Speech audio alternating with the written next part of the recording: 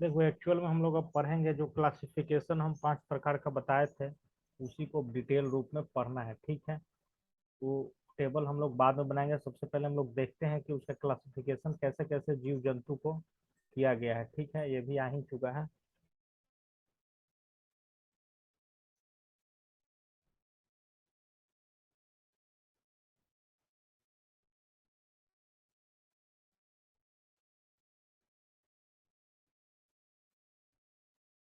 चलो ठीक है, तो सबसे पहले हम लोग देखेंगे मोनेरा क्या होता है।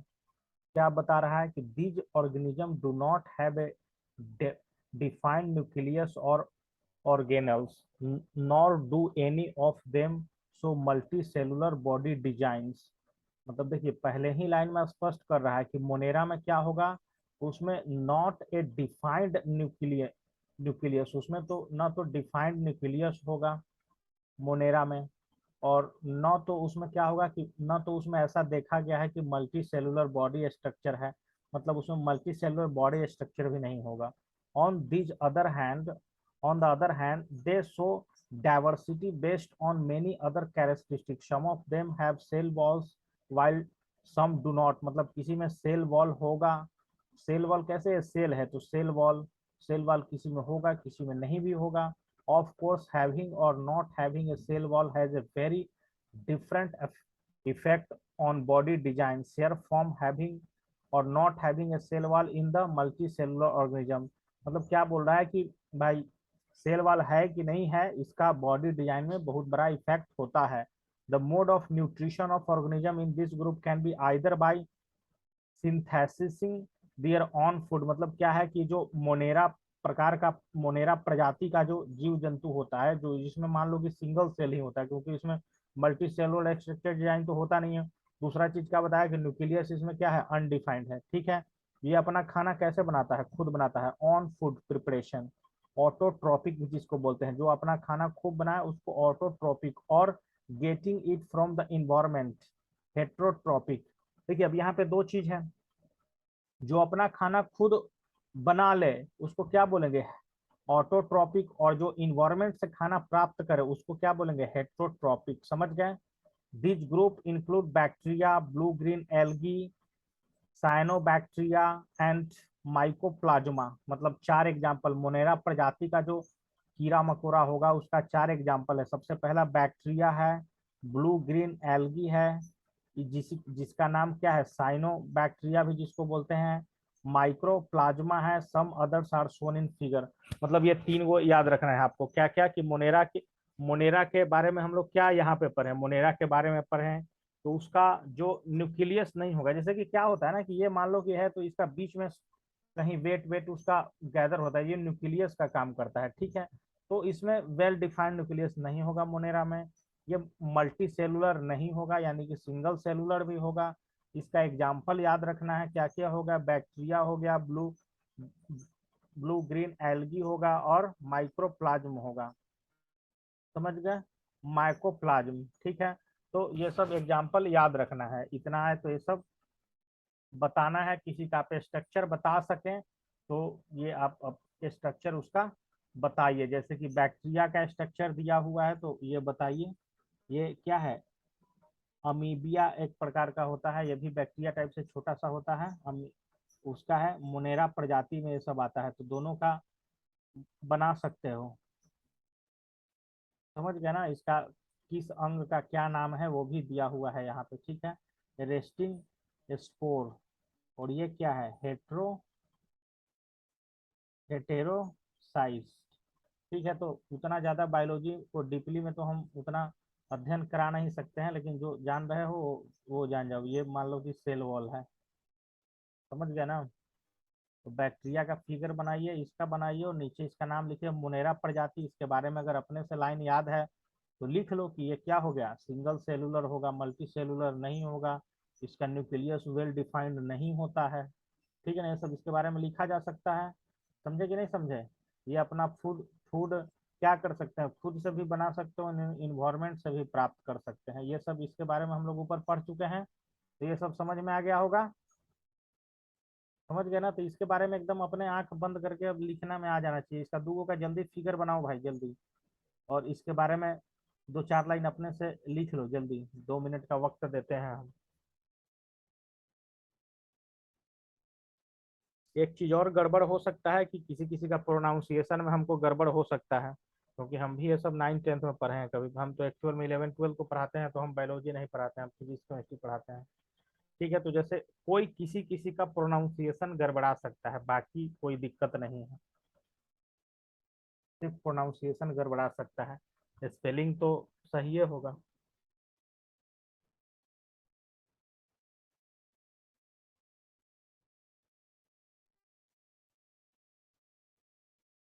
रट जाना है लाइन बाय लाइन, एग्जाम में जिसका 100 में 100 आता है। एनसीईआरटी किताब में है ही क्या, एकदम लाइन बाय लाइन रख दो।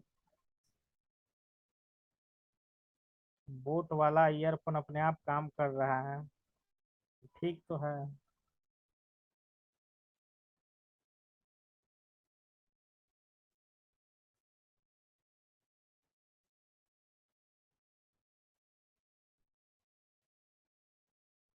5 मिनट में दोनों फिगर बन जाना चाहिए, और दो चार लाइन उसके बारे में अपने से लिखा जाना चाहिए।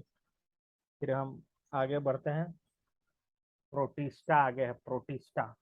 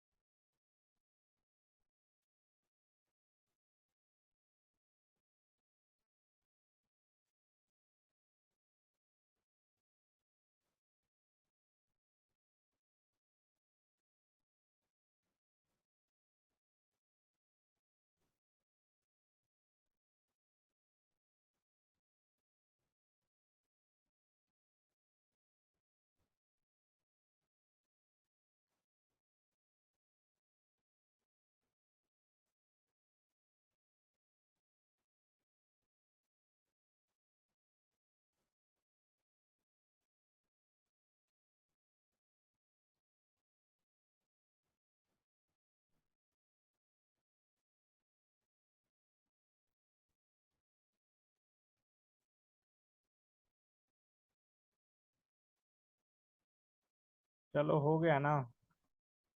नंबर लाइन का क्वेश्चन भाई बताया जाएगा, अभी थोड़ा रुक जाइए आराम से। कि कब का जरूरत है, कल ही का जरूरत है नंबर लाइन? बताओ जल्दी, फिर रिवीजन करा देंगे एक दिन चैप्टर को। अब 1 मिनट रुको तुम, दिमाग उधर उधर चल जाएगा, कुछ भी नहीं हो पाएगा। नंबर लाइन हम लोग शुरुआत में पढ़े हैं ना जी, तुम इसका वीडियो डाउनलोड करके फिर से देखो।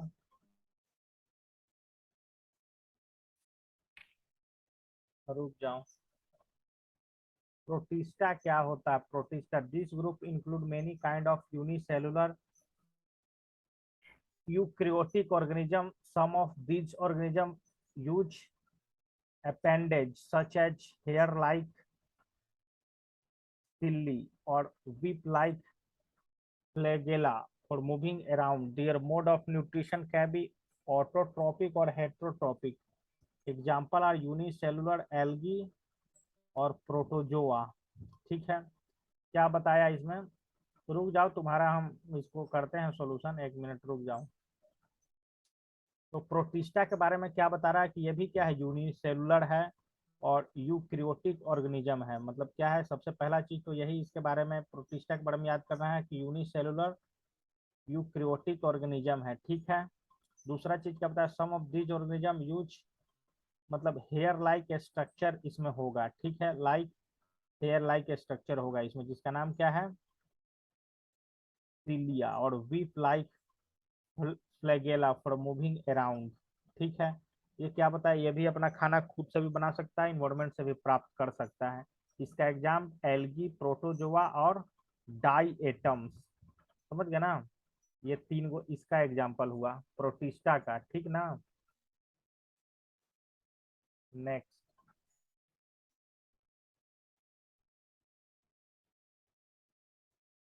तो अब इसमें कुछ कुछ दिया हुआ है स्ट्रक्चर। क्या क्या दिया हुआ, प्रोटोजोआ का स्ट्रक्चर दिया हुआ। प्रोटोजोआ में क्या है, न्यूक्लियस है, समझ गया ना। प्रोटोजोआ ये अमीबा है, ठीक है ना। न्यूक्लियस इसका कहाँ पे है, बीच में है। ये सब बनाने के लिए आ सकता है अमीबा का।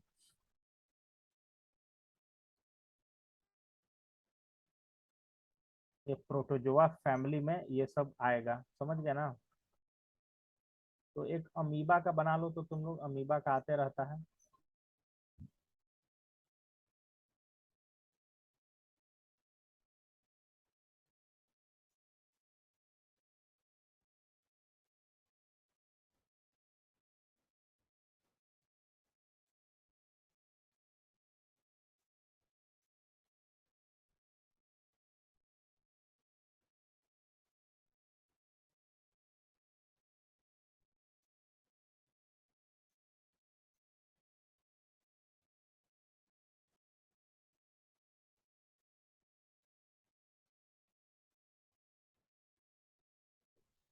डायएटम एक प्रकार का क्या है, माइक्रो माइक्रोस्कोपिक बैक्टीरिया ही है, समझिए कि जिसमें क्या होता है, उसका भी क्या होता है, डायएटम किसके अंदर में आ रहा है, प्रोटिस्टा के अंदर। तो इसमें भी क्या है, मतलब सिंगल सेल वाला होगा, यूनिसेलुलर स्ट्रक्चर ही होगा।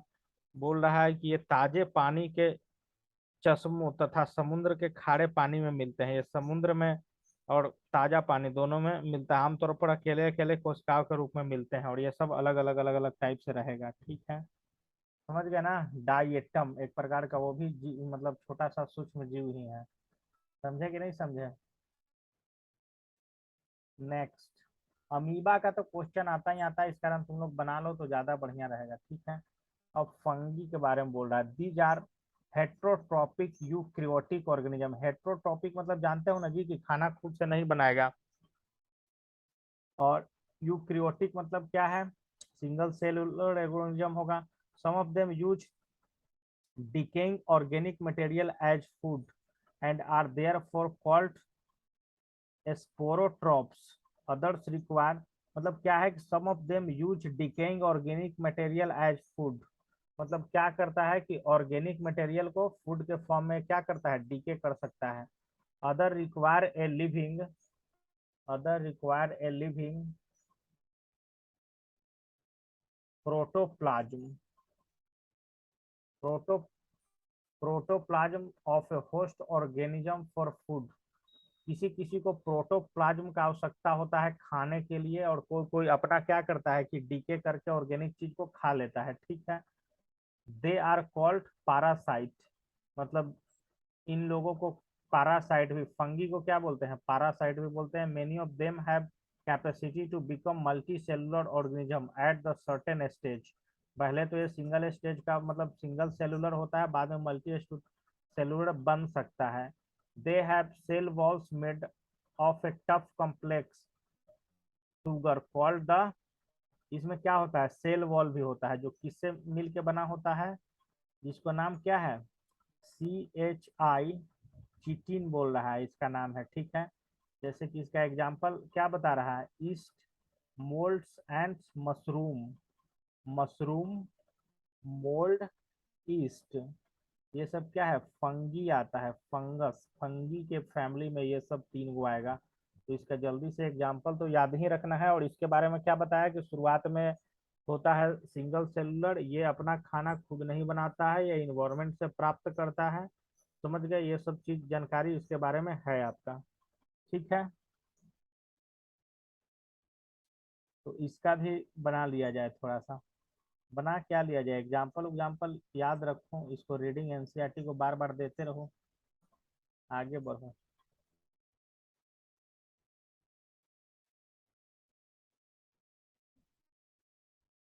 Some fungi species live in permanent mutual dependent relationship with the blue green algae, मतलब जहाँ पे ये इस प्रकार का फंगी आएगा वहां पे ब्लू ग्रीन एल्गी भी आएगा। इसका नाम है साइनोबैक्टीरिया। ठीक है। Such relationship are called symbiotic relationship. मतलब अगर ये है ना तो उसके आसपास जो ब्लू ग्रीन एल्गी होगा ही होगा। इस तरह के मतलब कैसे है, जहाँ कुत्ता रह रहा है, जहाँ पे कुत्ता रह रहा है वहाँ बिल्ली नहीं रहेगा, तो वो सिम्बायोटिक रिलेशनशिप नहीं हुआ है। लेकिन जहाँ पे आदमी रह रहा है वहां पे कुत्ता बिल्ली रहता ही है, तो वो क्या बोलते हैं, सिम्बायोटिक रिलेशनशिप बोलते हैं। उसी तरह से जहाँ पे एल्गी फंगी होगा वहां पे ये आएगा ही ब्लू ग्रीन एल्गी, जिसको क्या बोलते हैं, दोनों के रिलेशन को symbiotic relationship. This symbiotic life forms are called lichens. मतलब क्या है कि इस तरह के मतलब लाइफ फॉर्म करना, एक साथ रहना क्या कहलाता है, लीचेंस कहलाता है। We have all seen lichens as slow growing large colour patches on the bark of tree. मतलब देखिए अब ये सब पेड़ में देखिएगा ना तो इस तरह का चीज सटा हुआ होता है, छोटा छोटा। पेड़ पौधा को देखिएगा तो उसमें भी बोल रहा है कि ये चीज लीचेज होता है। झाड़िएगा ऐसे ऐसे तो वो झड़ेगा। उस एक प्रकार का क्या रहता है, साइनोबैक्टीरिया ही रहता है। तो उतना नहीं याद रखना है, लेकिन इतना याद रखना जरूर है कि जहाँ जहाँ पे फंगी पाया जाएगा वहाँ वहाँ पे ब्लू ग्रीन एल्गी भी पाया जाएगा। समझ गए ना। Such relationship are called symbiotic relationship. This symbiotic life forms are called lichens. इतना याद रखना है, समझ गए। समझे कि नहीं ये सब।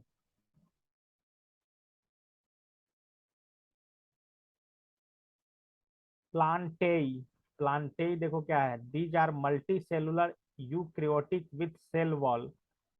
प्लांटाई मल्टी सेलुलर भी होगा, यूक्रियोट्स भी होगा और सेल वॉल भी होगा। These are autotrophs. ऑटोट्रॉप्स मतलब क्या है, अपना खाना खुद बनाएगा।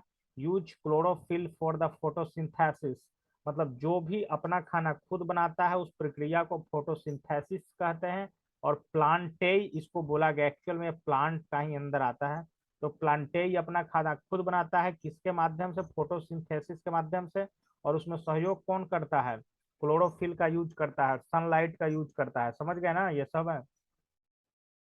दस all plants are include in this group. जितना भी प्लांट है वो प्लांटेई फैमिली के अंदर आएगा, are include in this group. Since plant and animal are most visual form of diversity of life around us, we will look at the subgroup in this category later। मतलब क्या बोल रहा है कि हमारे आसपास क्या है, ज्यादा से ज्यादा मात्रा में प्लांट और एनिमल ही दिखाई देते हैं। तो प्लांटेई के बारे में जान गए। ये पहला लाइन याद रखना है, multi cellular eukaryotic with cell wall. ये क्या करता है, अपना खाना खुद बनाता है, इस कारण उसको ऑटोट्रोप्स भी बोलते हैं। Use chlorophyll for photosynthesis. Photosynthesis क्या है, पेड़ पौधा भोजन अपना खुद बनाता है, उस प्रक्रिया को फोटोसिंथेसिस बोलते हैं। क्लोरोफिल क्या होता है, हरा पत्ता में पाया जाता है क्लोरोफिल, जो कि खाना बनाने में पेड़ पौधा को सहयोग करता है, वो होता है क्लोरोफिल। तो ये वाला पैराग्राफ पूरा क्लियर हो गया होगा क्या।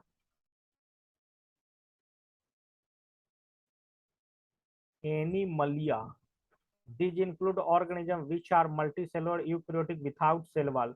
पेड़ पौधा में सेल वॉल होता है, एनिमल वाला में सेल वॉल नहीं होता है। They are heterotrophs. मतलब ये खाना भी अपना खुद नहीं बनाता है। Again we look at the sub group later. मतलब बाद में बोला कि इसका हम लोग डिवीजन करेंगे। तो प्लांटेई और एनिमलाइया, इसमें दोनों में डिफरेंस आप लोग खुद बता सकते हैं। ठीक है, कहाँ कहाँ डिफरेंस है, मल्टी सेल सिमिलरिटी भी है, मल्टी सेलुलर ये भी, मल्टी सेलुलर ये भी। लेकिन इसमें सेल वॉल होगा, प्लांटेई में इसमें सेल वॉल नहीं होगा। ये खाना अपना खुद से बनाएगा, ये अपना से खाना खुद नहीं बनाएगा। तो समझ में आ गया ये सब। ये वाला पैराग्राफ भी एनिमलाइया वाला। एनिमलिया क्या बोलते हैं इसको, तुम लोग बाद में कोई टीचर बताएगा तो प्रोनाउंसिएशन सुन लेना, या गूगल पे डाल डाल के इसको सुनो। ये तुम लोग चार्ट अब बना सकते हो, ये सब पढ़ चुके हैं हम लोग। समझ गए ना। प्रोक्रियोट्स कौन कौन सा होगा, प्रोक्रियोट्स यूनिसेलुलर मोनेरा ही सिर्फ होगा। और यूक्रियोट्स कौन कौन सा होगा, यूक्रियोट्स में यूनिसेलुलर भी हो सकता है और मल्टी सेलुलर भी हो सकता है। तो यूक्रियोट्स यूनिसेलुलर प्रोटिस्टा होगा। इस सब के बारे में पीछे हम लोग पढ़ चुके हैं। मल्टी सेलुलर कौन कौन सा होगा, मल्टी सेलुलर में देखे थे ना, विथ सेल वॉल प्लांट आता था, तो प्लांटेई और फंगी में गया है, और विथाउट सेल वॉल एनिमलाइया में गया है। तो यहीं पे तो जितना हम लोग ऊपर में पढ़े हैं उसका निचोड़ यहाँ पे दिया हुआ है इस टेबल में। तो इसका तो डायरेक्ट खाली तुम लोग एग्जाम्पल एग्जाम्पल पीछे से रीडिंग करके देखोगे तो मोनेरा का डिफिनीशन पूछेगा तो क्या लिखोगे कि ये ऐसा ऑर्गेनिज्म है जो प्रोक्रियोटिक यूनिसेलुलर होता है। समझ गए? प्रोटिस्टा के बारे में पूछेगा तो यूक्रियोटिक यूनिसेलुलर होता है। तुमको पूछेगा फंगी के बारे में बताइए, तो फंगी के बारे में इसको देख के क्या बताओगे? Eukaryotic multi cellular with cell wall. समझ गए ना? डू नॉट परफॉर्म फोटोसिंथेसिस, ये अपना खाना खुद नहीं बनाता है। फोटोसिंथेसिस नहीं होता, अपना खाना खुद बना भी लेता है, नहीं बनाता है, वो इन्वायरमेंट से लेता है। समझ गए? फंगी। समझ गए? उसी तरह से समझ गए ना? ये समझे कि नहीं? अगर तुमको फंगी का डेफिनेशन पूछे तो इस टेबल देख के क्या बता सकते हो कि fungi eukaryotics multi cellular with cell wall do not perform photosynthesis, ये होता है। समझ गए ना? उसी तरह से तुमको प्लांटेई का कोई डेफिनेशन पूछे तो eukaryotic multi cellular with cell wall able to perform photosynthesis. और उसी तरह से तुमको एनिमलाइया का पूछे तो क्या बोलोगे? Eukaryotic multi cellular without cell wall. तो इस टेबल को जल्दी से बना लिया जाए। समझ में आया कि नहीं समझ में आया?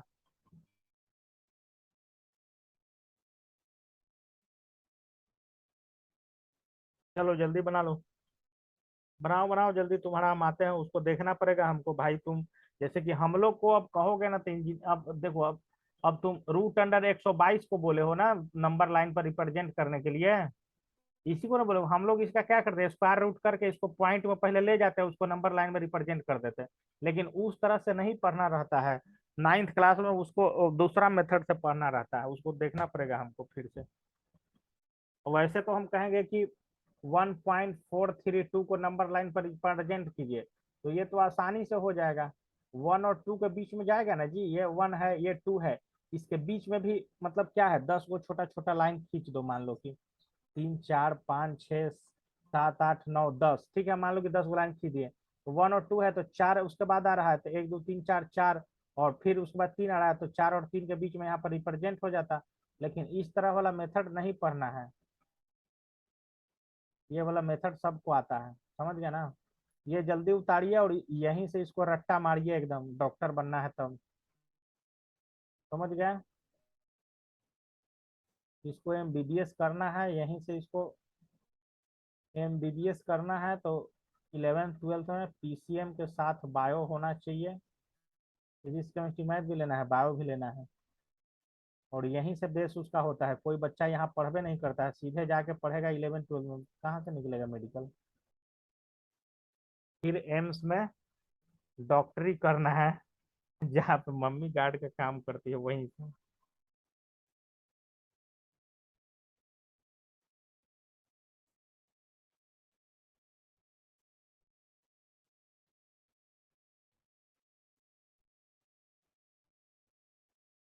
अब देखो भाई, कुछ क्वेश्चन यहाँ पे आया।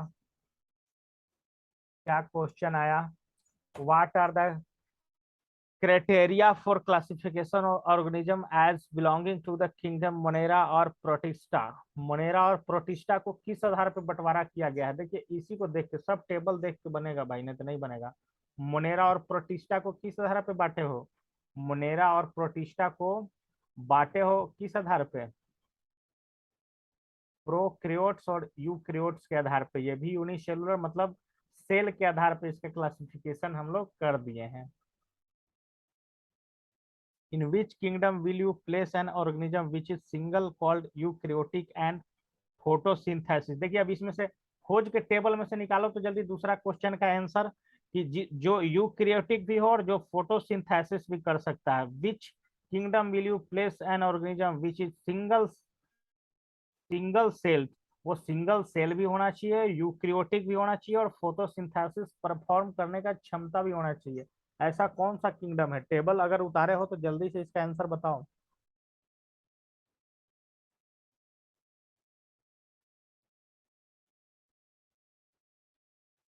टेबल नहीं उतारे हो, ऊपर में पढ़े होगे ना भाई, फोटोसिंथेसिस कर सकता है कोई कोई, जल्दी से उसको उसको याद कीजिए, पीछे का कुछ पढ़े हो तुम।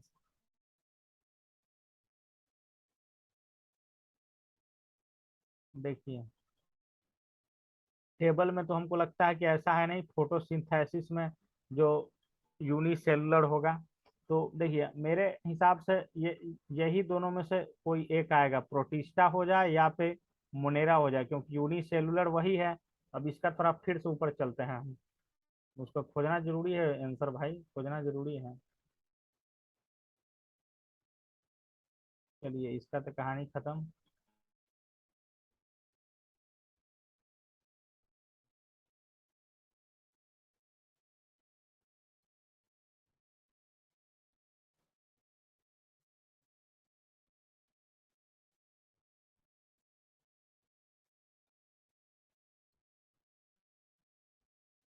समझ गए ना, प्रोटिस्टा।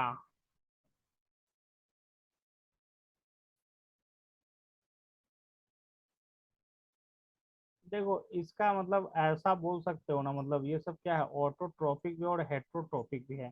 तो ऑटोट्रोपिक वाला जो भी होगा, मतलब जो भी होगा वो फोटोसिंथेसिस करना ही होगा उसको। समझ गए ना, तो वो तुम लोग लिख सकते हो इस तरह का आंसर में। समझ गए कि नहीं समझ गए?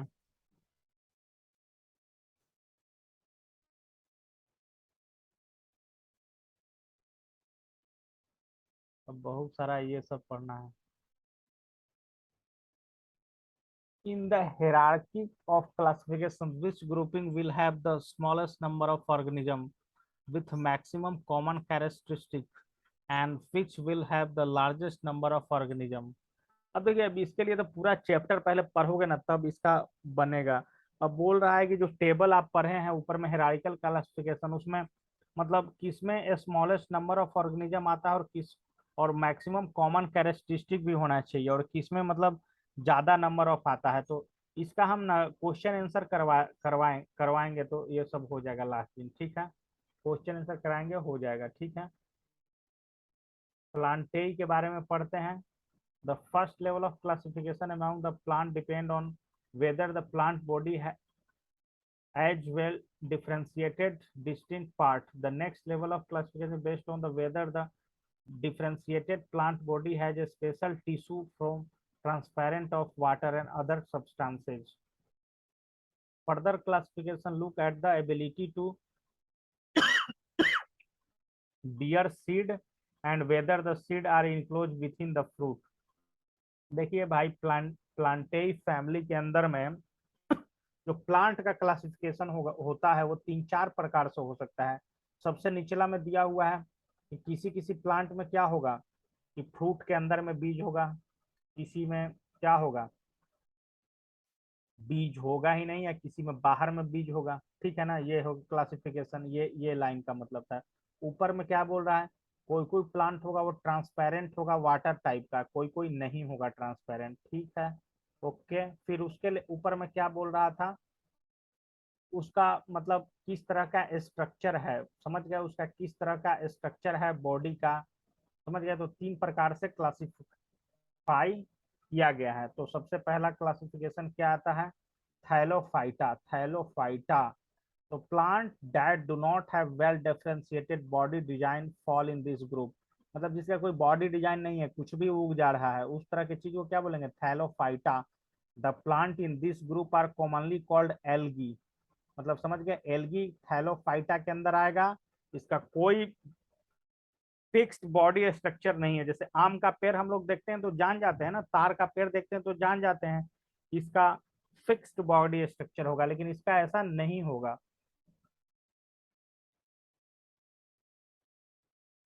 These plant are predominantly aquatic. Example are aquatic।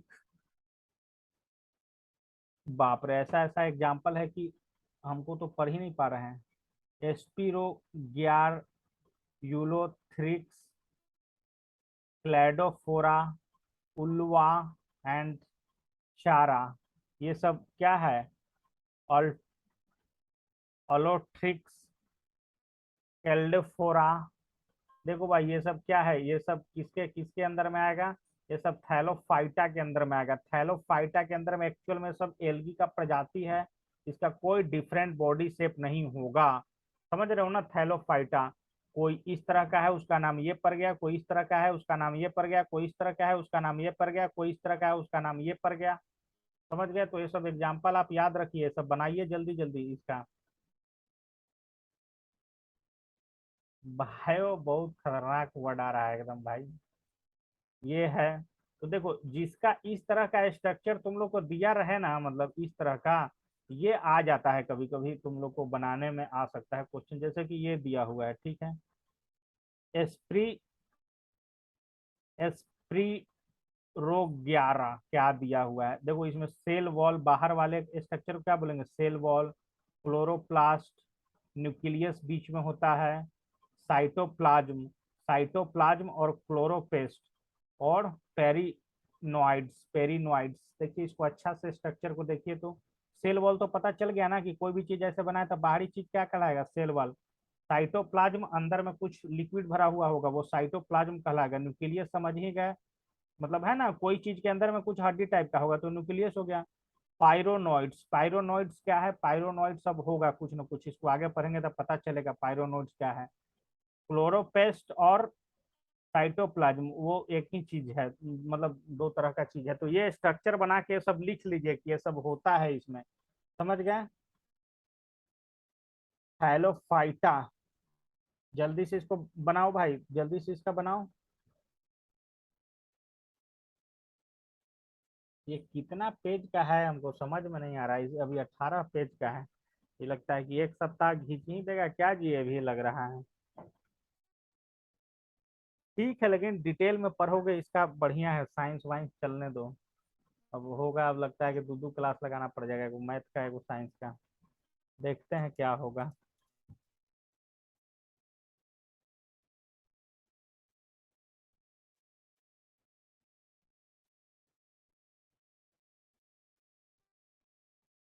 इसका क्या करना है ना कि प्रोनाउंसिएशन जान रहा है ना, तो एक तो आप आ जाइए, या तो हिंदी वाला बायो का बुक डाउनलोड करके इसका पढ़ जाइए, सेम पेज नंबर क्या क्या इसका नाम दिया है, या फिर गूगल पे डालिए इस सब वर्ड को और प्रोनाउंसिएशन को हिंदी में लिख के याद करिए।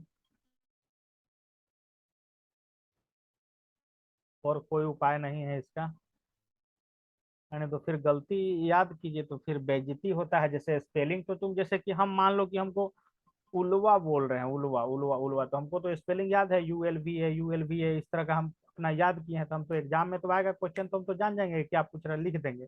लेकिन कभी टीचर उठा के पूछ दिया तो तुम बोलोगे कि उलवा, या हो सकता है कि वो दूसरा चीज उसको प्रोनाउंसिएट करे तो थोड़ा बेइज्जती हो जाता है। तो इस चीज से सावधान रहिए, और ये सब चीज का अगर प्रोनाउंसिएशन में दिक्कत हो रहा है तो गूगल करो, गूगल।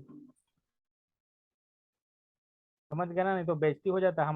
हम जैसे 2012 में पढ़ा चुके हैं, 2012 में हम पढ़ाए हैं बायो, ठीक है ना। तो उसके साथ यही दिक्कत हो जाता था, वो पढ़ने में तो मतलब ठीक ठाक थी, हम पढ़ाते भी सब रट जाती थी, लेकिन उसके साथ वही दिक्कत हो जाता था प्रोनाउंसिएशन में, मतलब बेइज्जती हो जाता था, वो मेरा ही कहा हुआ मान लेती थी। उस समय गूगल उगल उतना दुनिया तेज नहीं हुआ था।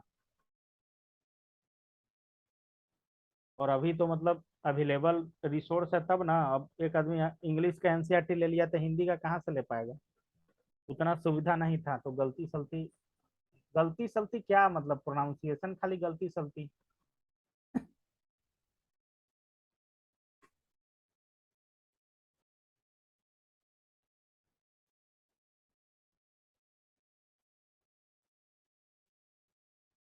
चलो अब अगला देखिए, बायरोफाइटा, BRYOफाइटा, these are called the amphibian of the planet kingdom, amphibian of the planet kingdom. Amphibian मतलब क्या होता है, एम्फीबियन मतलब जो जल में और थल में दोनों में रह सकता है, ऐसा ही ना जी एम्फीबियन, बताओ जल्दी। एम्फीबियन मतलब ये क्या होता होगा, जल में भी पाया जाता होगा और स्थल पर भी पाया जाता होगा। ठीक है। The plant body is commonly differentiated to form stem and leaf like structure, इसका लीफ लाइक स्ट्रक्चर होगा। however these are not specialized tissue for the conduction of water and other substances from the one part of plant to the another, मतलब इसमें ऐसा कोई मतलब तना नहीं होता है, इस तरह का तना कोई नहीं होता है कि पानी यहाँ से सोखा और यहाँ पे पहुंच गया। ठीक है। ये पत्ती टाइप का स्ट्रक्चर बनाता है। यहाँ एग्जाम्पल और आर मोश, एग्जाम्पल बता रहा है, क्या बता रहा है, MOSS, फुनेरिया एंड माचांटिया, क्या मर्चेंटिया, मर्चेंटिया, समझ गए ना। तो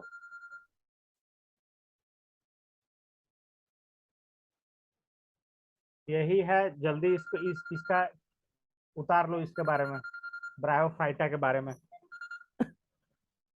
हेलो, है अभी, क्या है? बोलो, क्या बोलो ना।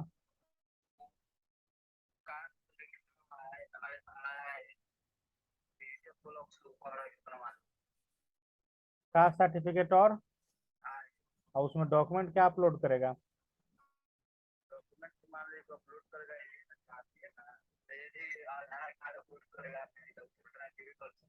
आधार कार्ड ना। तो ठीक है, आधार कार्ड के खाली फोटो भेज दो, वो हम भेज दे रहे हैं। व्हाट्सएप पर जो हम भेजे थे कल वही था, और क्या, ऑनलाइन होने के बाद वही ना मिलता है। हाँ। हम्म।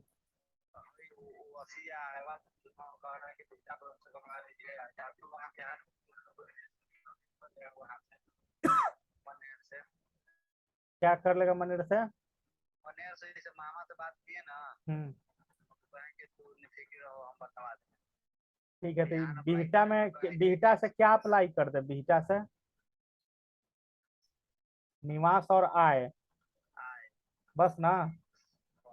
बस तो उसको आधार कार्ड का फोटो भेजो, हम बन गया, बस 10 बजे के पहले हम भेज दे रहे हैं। ठीक ना। कल हूँ तो हम भेज ही दिए थे, तुम सूत गया था लगता है। ठीक है।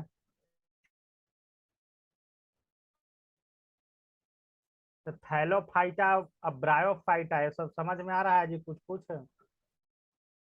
इसको रोज रोज रोज रोज पढ़ोगे ना तब समझ में आएगा। समझ गए? तो आज का क्लास यहीं तक रहेगा भाई, ठीक ना। अब शिवम, तुम अब एक बार पढ़ चुके हो उस तरह का चीज, रुको अब तुम रुको, तो उसको निकालते हैं हम तुरंत अभी, बैजू वाला में। फिर से लिंक भेज रहे हैं, दोनों सब ज्वाइन करो।